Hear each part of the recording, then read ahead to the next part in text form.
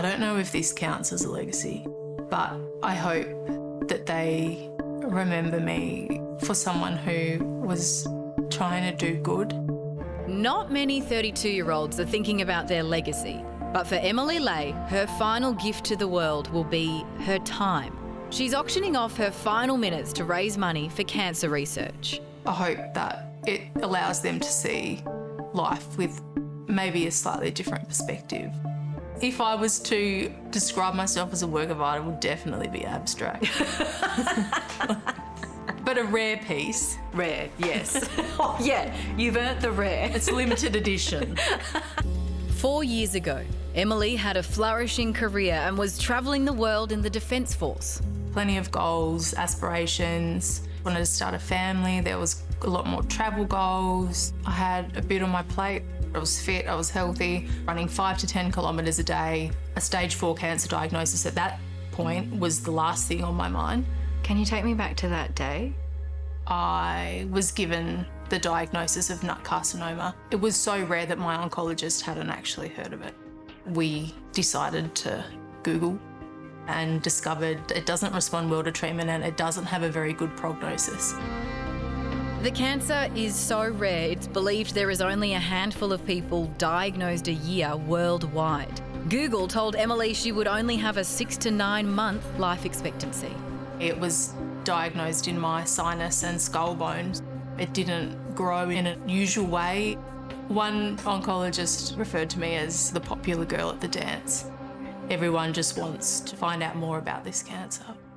As the cancer progressed, Emily lost vision in her left eye and faced brutal chemotherapy, radiotherapy and immunotherapy. When I was diagnosed, my mum and I had this mantra of be present. And that's something that I have taken with me every day since, to live in the now, to make the most of the opportunities that you're given and to make opportunities for yourself. Genomic sequencing and special access to a targeted treatment bought Emily 3 unexpected years. Precious time she thought would never be possible. I have a living list, not a bucket list, but it's a living list. So I wanted to swim with the whale sharks at Ningaloo Reef, tick. Cage dived with great white sharks, tick. Abseiled the Gordon Dam in Tasmania, swam in the pool at the Marina Bay Sands. Yeah. There's still plenty of living to be done yet. What's your favourite part of life? You quickly learn an appreciation for what truly matters. It's time with my family, time with my friends and the people that support me, creating and making memories and just making the most of every day. The marking of time is important in this chapter of Emily's life, but so too is fate and Jason. We met, fit and healthy. I had long brown hair. And when he saw me 3 weeks later, I was hooked up to chemotherapy at home, bald head. And he said, I'm not going anywhere. What are your vows like? They were difficult. How two people in such imperfect circumstances could make something otherwise so perfect.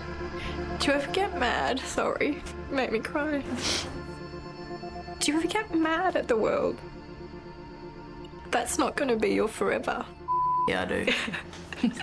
I know we probably can't put that in, but yeah, I get mad. I get so mad. How do you reconcile with that? I think you just ride that wave, being able to see the world with that slightly different perspective, not getting caught up in just that daily grind. Recent scans show the cancer has spread to Emily's brain. Doctors don't know how long she has left. What scares you? Dying. It always has. Because someone dies and the world just keeps turning. The world doesn't stop.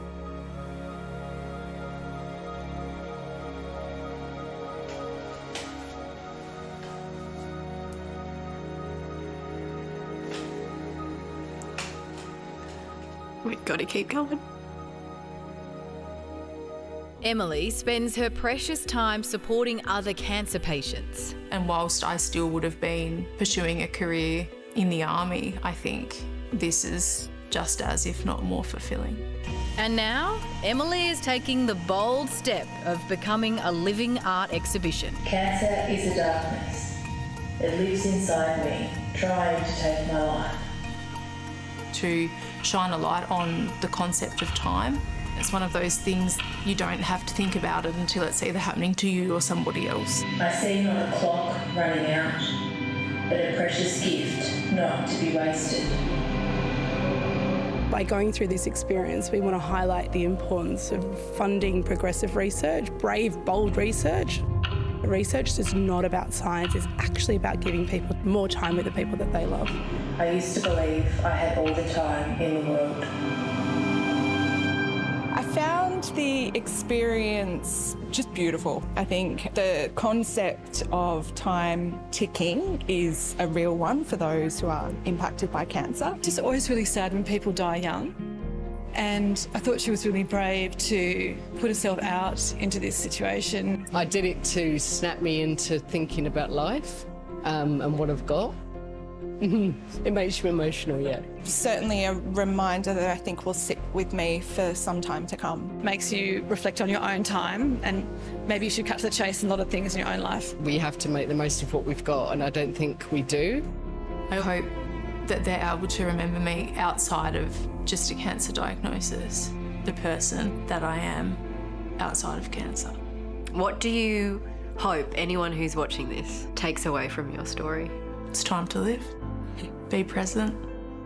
Make the most of it, because it can't be bought, it can't be saved.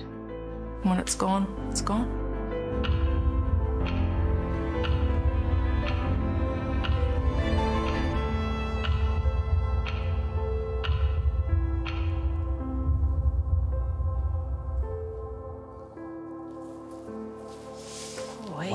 I mean, stories like that just remind you how precious life is. And when you think about how little life Emily has left, the fact that, and she has so much living she still wants to do, the fact that she is committing those precious moments she still has yesterday. Very selfless. To cancer research and fundraising in what I imagine was a lot of really uncomfortable conversations and really, confronting moments. I think Well, that was... And heroic. She So was... heroic. I think that is the word, because she was so open.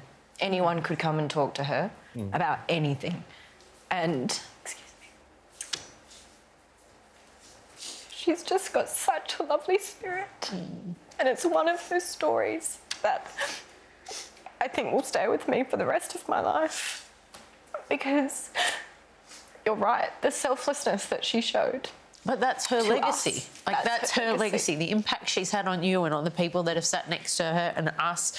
Like that, we need sometimes a massive reminder in our lives, because we take a lot of stuff for granted, and we need to sit down sometimes and realise not everybody gets this. Yeah. So if you have time and you are lucky enough to have that time, you better use it. Yeah. And that is an incredible thing to make people think about, because we do not think about it enough. I just feel so sorry for her that she had to spend that time with such an awful person. I know. It's such precious time left. If you would like to learn more about the Time to Live exhibition or support Australian Cancer Research Foundation for some of that brave, bold research that has helped Emily have that extra time, and other Aussies like Emily, then please head to our website for more details. Make up to Studio One.